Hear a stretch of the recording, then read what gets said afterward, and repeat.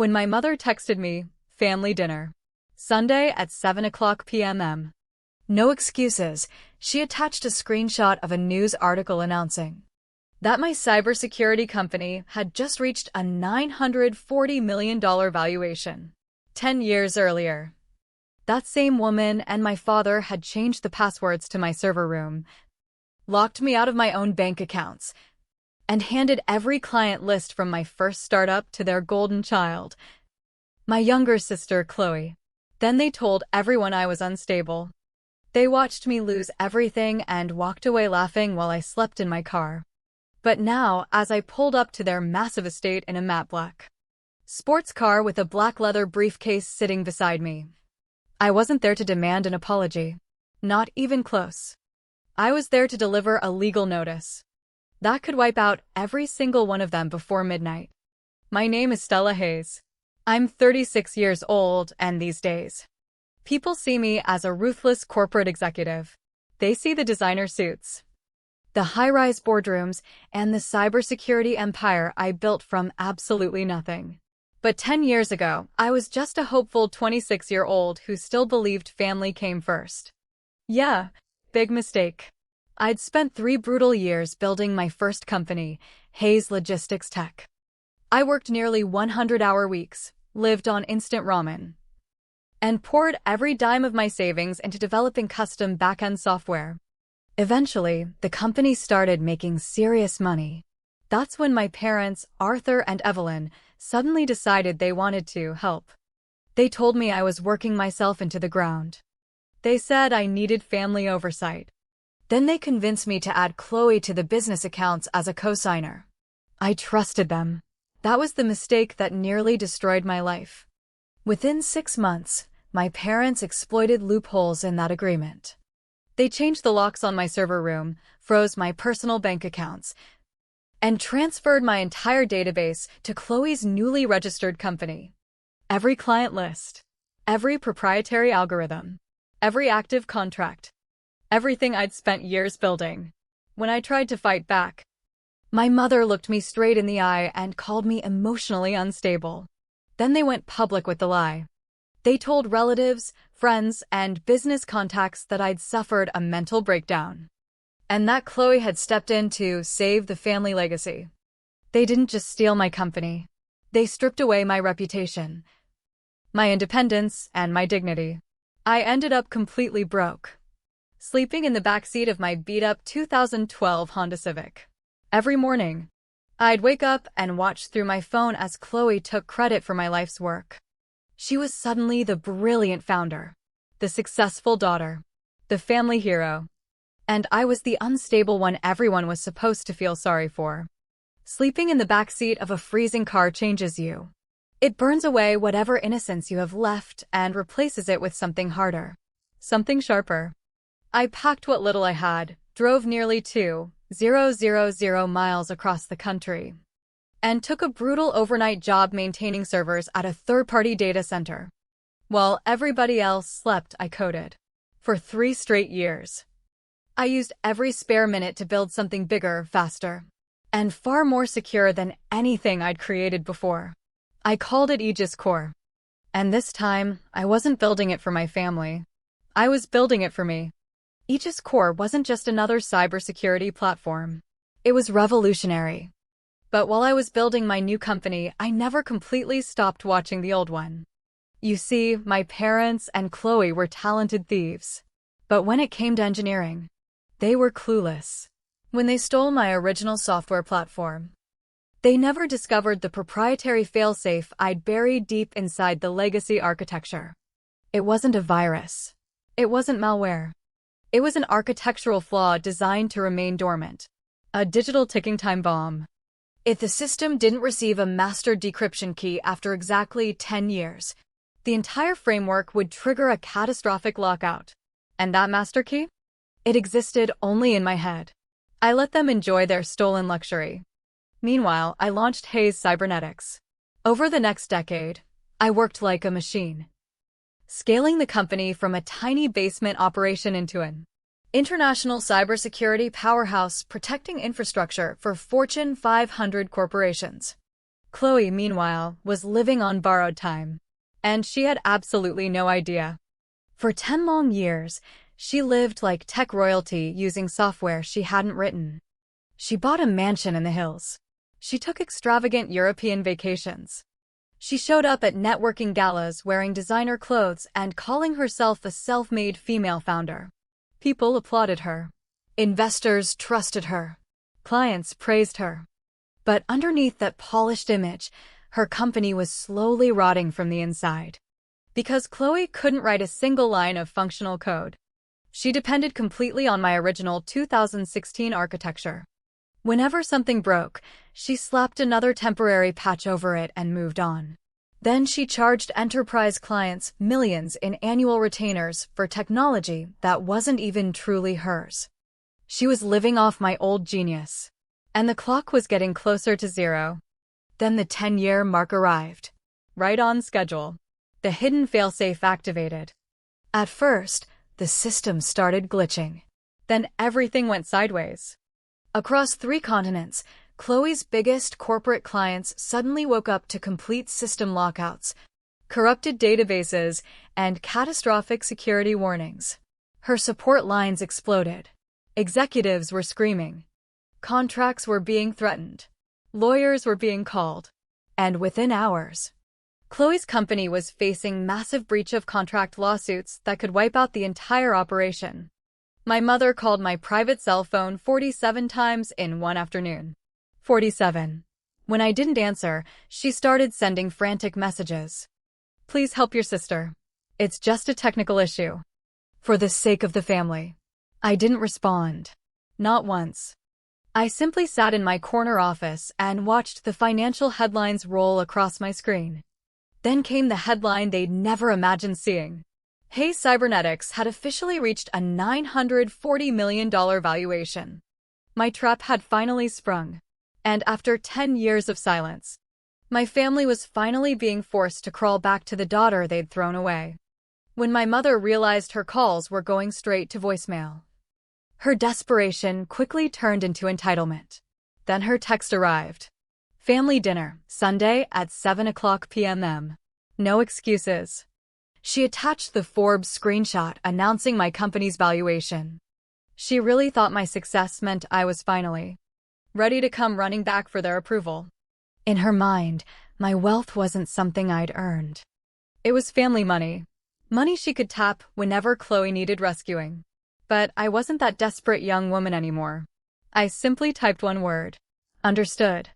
Then I spent the next 48 hours with my corporate attorneys and forensic accountants.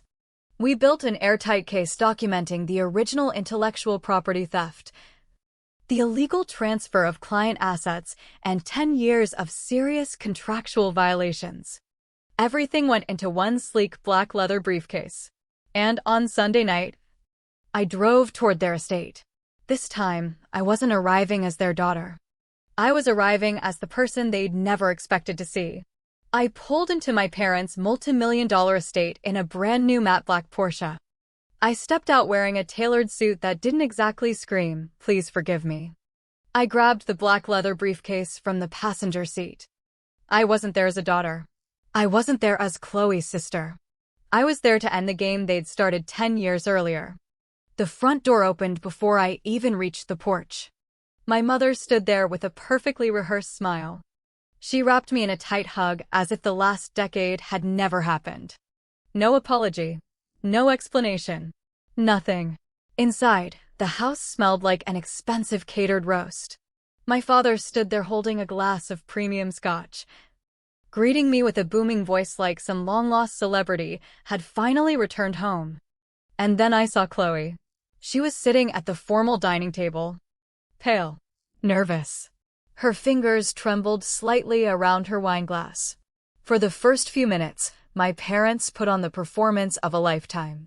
They laughed. They complimented my suit. They bragged about the $940 million valuation. They talked about my success as though genius was some hereditary family trait. It was almost funny. Almost. Then dinner was served. And with it came the real reason I'd been invited. My father leaned back. cleared his throat, and slipped into that same patronizing tone he'd used years ago. He said we were older now, wiser, more mature. It was time to put the past behind us. Then he pitched his solution. I would perform a quick, confidential audit of Chloe's software, fix the technical problems, merge her client base into Hayes Cybernetics, and somehow allow Chloe to remain in charge. He called it a strategic alignment. I almost laughed. Instead, I took a slow sip of wine, set the glass down, and looked directly at Chloe. Your company isn't dealing with a temporary glitch. Her face tightened. I continued. It's experiencing a terminal architectural shutdown. Nobody moved. I explained that her entire platform had been built on stolen, decade-old code. Code that was now violating federal compliance requirements and leaving her clients dangerously exposed. The room went dead silent. The smug expressions disappeared from my parents' faces. For the first time that night, I saw something I'd been waiting 10 years to see. Fear. I reached for my black leather briefcase, placed it on the mahogany table, clicked open the brass locks. Then I pulled out 2 folders. I slid folder A toward my father. This is the lawsuit prepared by my legal team. He stared at it. I told him it documented 10 years of systematic corporate fraud, intellectual property theft, and unpaid royalties totaling $42 million. Then I pointed toward the final pages. Those are the criminal referrals. Federal wire fraud charges. Ready to be submitted to the Department of Justice first thing Monday morning. My father's face went white. Then I slid folder B toward Chloe. This is your way out. She opened it with shaking hands. It was an asset transfer agreement. The purchase price? $1. In exchange for avoiding public criminal prosecution, Chloe would surrender the entire company, every client contract, and every corporate asset. But there was one more detail. My parents had used their estate as collateral for Chloe's original business loans. If they refused my offer, foreclosure would begin immediately. Their house would be gone. Their company would be gone. Their reputation would be gone. Everything they'd spent 10 years building on top of my stolen work would collapse. Chloe stared at me. Then she broke. She covered her face and started sobbing uncontrollably. My mother slammed her fist against the table. You're a cold, heartless monster. I didn't flinch. You're destroying your own family. I simply looked at her. No, I said quietly. You did that 10 years ago. The room went silent again. My father slowly opened the evidence. Page after page. Bank transfers. Forged signatures. Client records. Emails. Contracts. Every lie they'd told. Every dollar they'd stolen. Every piece of evidence was there. There was nowhere left to hide. For 10 years, they'd believed they'd outsmarted me. Now they finally understood the truth. They hadn't beaten me. They'd simply given me 10 years to prepare. I pushed the asset agreement toward my father. You have 60 seconds. He stared at me. His hand hovered over the signature line. His fingers were shaking so badly that he could barely hold the pen. He knew what the alternative meant. Federal charges. A potential prison sentence. Financial ruin. Foreclosure. The collapse of everything they'd spent a decade protecting. He looked at my mother. Then Chloe. Then back at the documents. Finally, he pressed the pen against the paper. And signed. Just like that. The company was mine. The client contracts were transferred. The corporate assets were transferred. The estate assets tied to the agreement were transferred. By midnight, the empire they'd stolen from me 10 years earlier had officially been dissolved and absorbed into Hayes Cybernetics. But I didn't keep their house.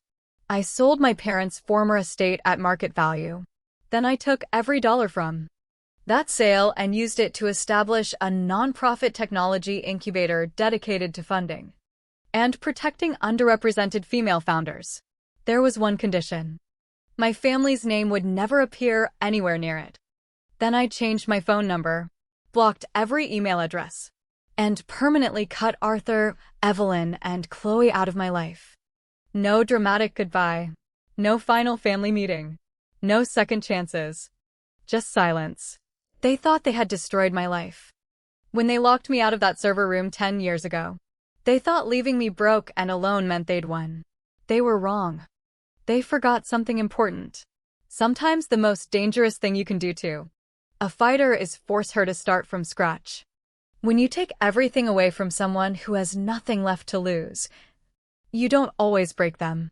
Sometimes you create someone stronger, someone smarter, someone completely independent.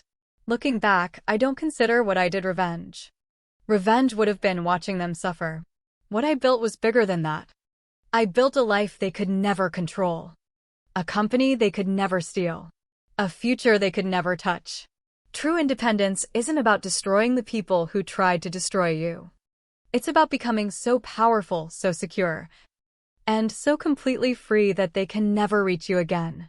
And honestly, that's the part that means the most to me. So now I'm curious about you. If you were standing in my shoes that night, what would you have done? Would you have offered your family a way out? Or would you have let them face the full force of the law? Drop your answer in the comments, because I'd really like to know what you would have done.